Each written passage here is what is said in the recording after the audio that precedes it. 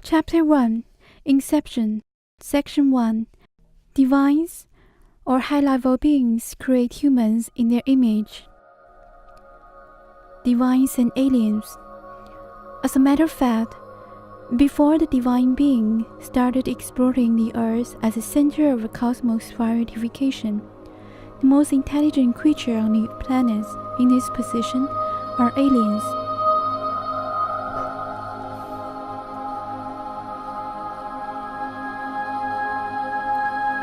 Actually, there have always an alien creature instead of human being at this Earth's location, and that is why the old force in the cosmos has ranged for 2 Earth times,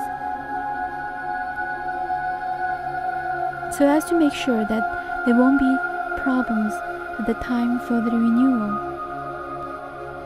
Archaeology has found many aliens-like figures around the world.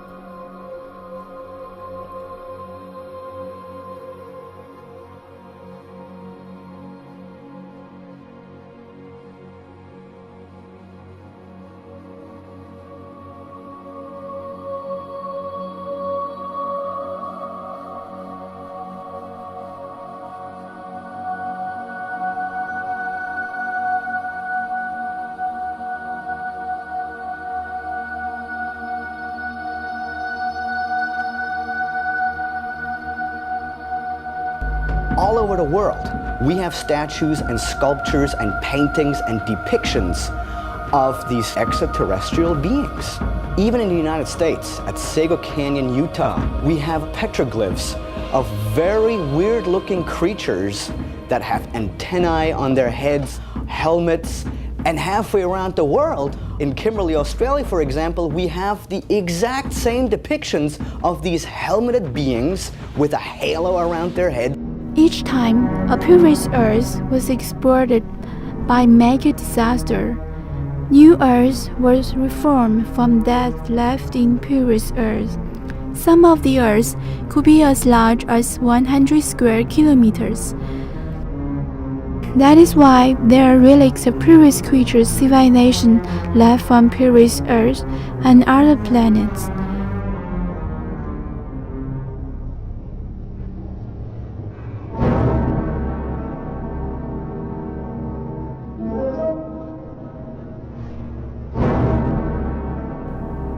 Some may argue that these statues are abstract art pieces. However, this skeleton would leave them speechless. Some scholars also believe that these are ancient aliens.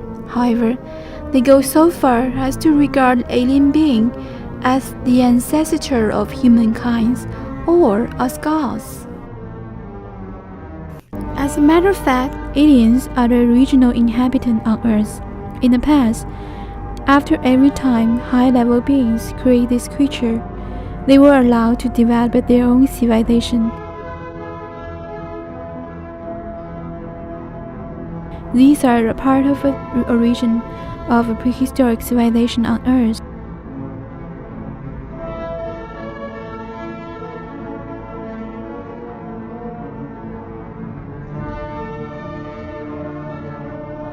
And the creature who used to visit the Earth many times in human history are the aliens we talk about,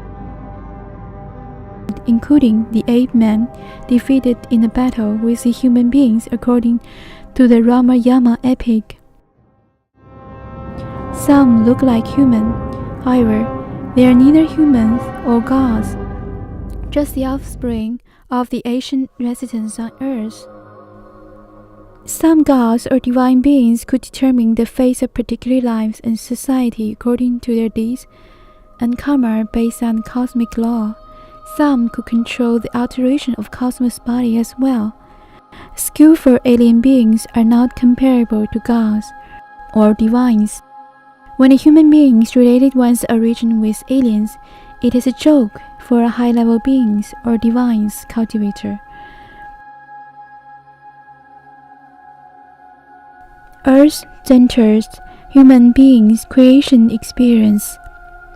In the ancient religions and the Greek mythology, there is the Earth-centered theory, namely The Earth is the center of the universe. Where did this Earth-centered theory come from? It is another message transmitted to the human world by high-level beings on purpose. From the visions of high-level beings or divines with their holistic cosmic bodies in mind. Earth is the center of the cosmos. However, the sun-centered theory is based on the viewpoints of solar system. Based on the old cosmos rules. In the remote past, it was strictly forbidden to create any creature with God's image in this dimension on Earth. Otherwise, all gods will eliminate the God who has the guts to do it.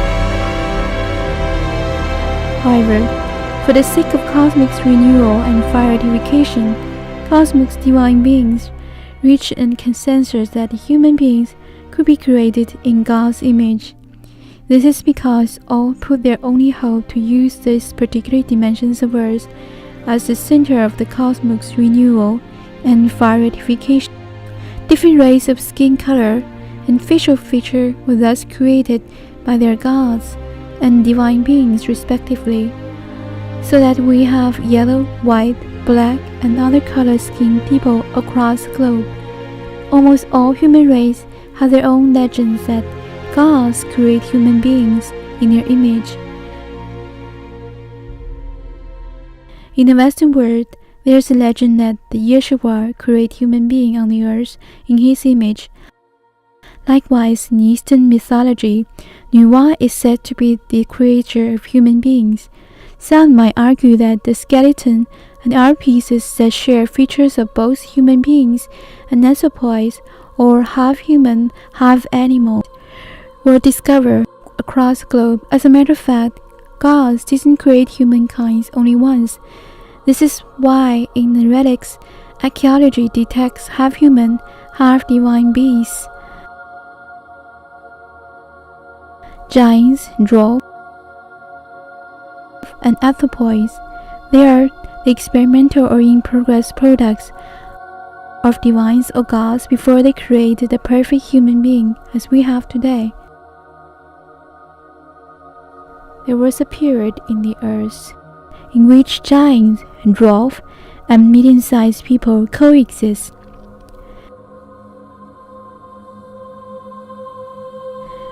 Each time when gods or divines create human beings, they also create proper environment and ecological circle for them. Dinosaurs, giant birds, etc. were created for a giant human being at that time. The picture, sculpted in Eckerstone found in Peru, depict that the dinosaurs and human race live together, and the human race is just as giant as the dinosaurs. It seemed that the dinosaurs was like some sort of poetry or past to the human. Some giant skeleton or art piece were dug out by archaeology beside giant pyramid, and also were found out at the bottom of the sea. What's interesting is that the finding of these giant mummified bodies and giant fossils and bones, really you can't pin to any particular location. They were finding them in Greece, they were finding them in Italy, they were finding them in the Middle East, they were finding them in America. And even if you write off a few of those as perhaps a hoax or a misinterpretation of something else, you're still left with a tremendous amount of evidence to show that there were these giant beings at some point walking the earth. You look at all these ancient structures all over the world, Mayan structures, pyramids, Greek temples. You see all of these blocks that are not only enormous, it would be impossible to move them around with anything but even our best technology today. The ancient pyramids, as well as large-scale man-made sculpture and stone, were created by giants as well.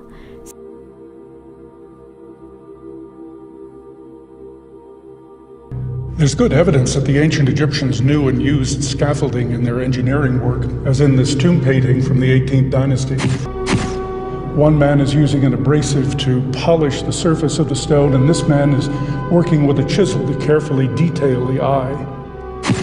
On the fresco, the proportion of building and the human workers were clearly manifested. human workers are no smaller than the gigantic poles. At the end, it was found that both giants and dwarves weren't suitable in terms of their relative body size to the earth. Giants' consumption of food, for example, were not proportionate to the earth, and it was very hard for the dwarf to establish a civilization such as that of today, since the forests were everywhere and there was no clear line at that time.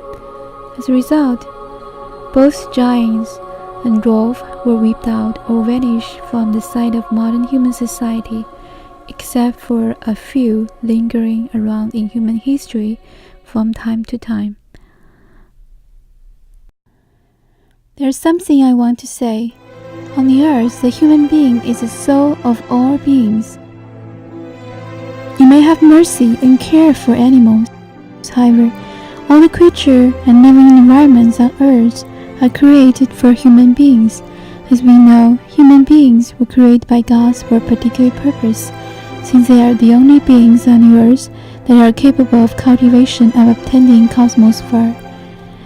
Even you used to be a divine being in heaven, but in the case you reincarnate into stone, planets, or animals, etc., you have to wait for the chance of reincarnate into a human being to obtain cosmic fire.